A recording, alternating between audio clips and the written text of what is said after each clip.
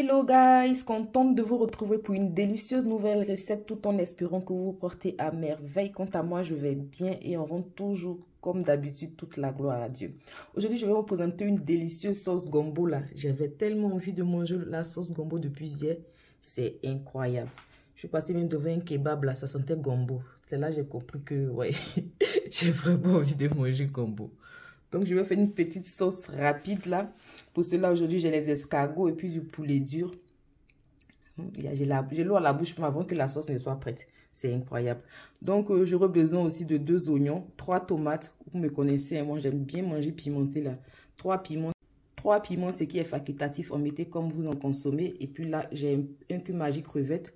Et j'aurai besoin aussi d'un peu d'huile rouge. Donc, pour commencer, je vais d'abord râper mon gombo, laver et râper. Et on passe à la suite de la recette.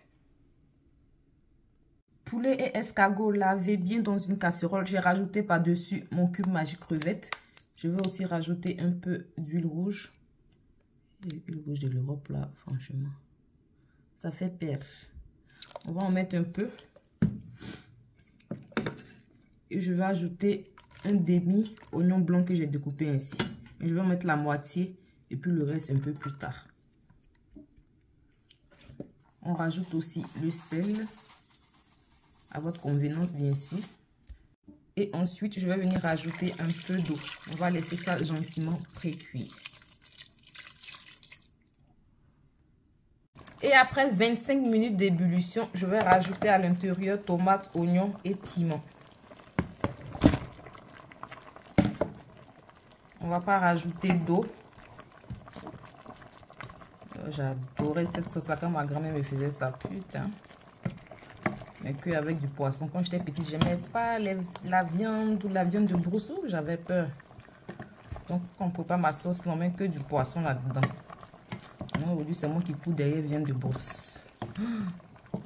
Donc, on va laisser tout ça bien mijoter, toujours à feu moyennement fort.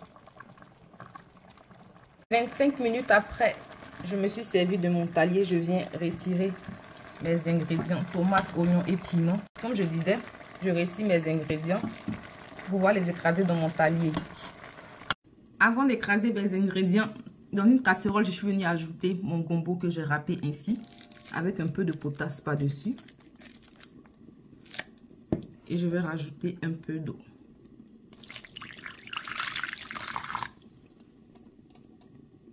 Après avoir écrasé ceci, je rajoute cela à l'intérieur. Je vais me servir du jus de la sauce pour bien racler tout ceci. Désolée pour la vapeur. Et bien mélanger ainsi, toujours à feu moyennement fort. On va laisser tout ça gentiment mijoter. L'odeur. J'adore.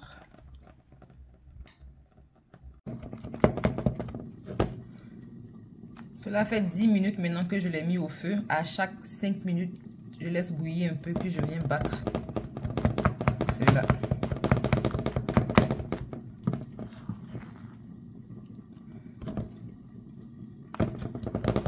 Et après une bonne vingtaine de minutes, je viens ajouter un peu de poudre de crevette à l'intérieur. On va mettre juste un peu.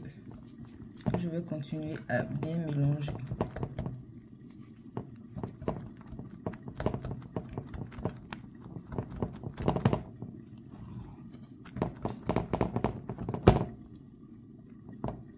Et 10 minutes après avoir ajouté les crevettes et bien tapoté, mon gombo est ready. Je vais venir là maintenant renverser à l'intérieur de ma sauce. Vous voyez, cela a bien réduit.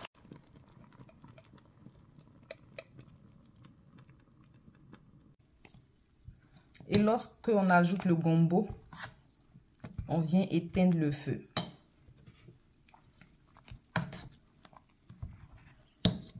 On remue un peu, mais je vais laisser ça sous la plaque chaude comme ça pour finaliser juste. Et voilà, j'ai une bonne sauce gombo là. Oui, on peut accompagner ça de bankou, de foufou, de placali, de foutou miam, de foutou banane, plein de choses. On va se blesser tout à l'heure. Voilà le délicieux résultat de ma sauce gombo servie Moi, je vais accompagner de foutou banane et puis après de placali. On va se régaler. Je ne sais pas comment j'ai parlé, tellement j'ai faim. Tellement cette sauce-là, franchement, si je dois vous conseiller une sauce gombo sur ma chaîne, là, vous faites celle-là, vous m'en direz des nouvelles. C'est gravement délicieux. Vous allez vous retrouver en vacances chez votre grand-mère direct avec le goût. Ça, je vous le promets, c'est tellement bon. Donc, ravi de vous avoir présenté la recette. J'espère que vous avez été ravis de la suivre avec moi. Si vous n'êtes pas encore abonné, c'est le moment de le faire, de cliquer sur la cloche de notification pour ne rien rater de mes nouveaux délices. Et aussi, si vous avez aimé la vidéo, n'hésitez pas à lâcher un gros pouce bleu. C'est ce qui vous permet de soutenir la chaîne. Et nous, on se retrouve très prochainement pour de délicieuses nouvelles recettes. Et surtout, bon appétit!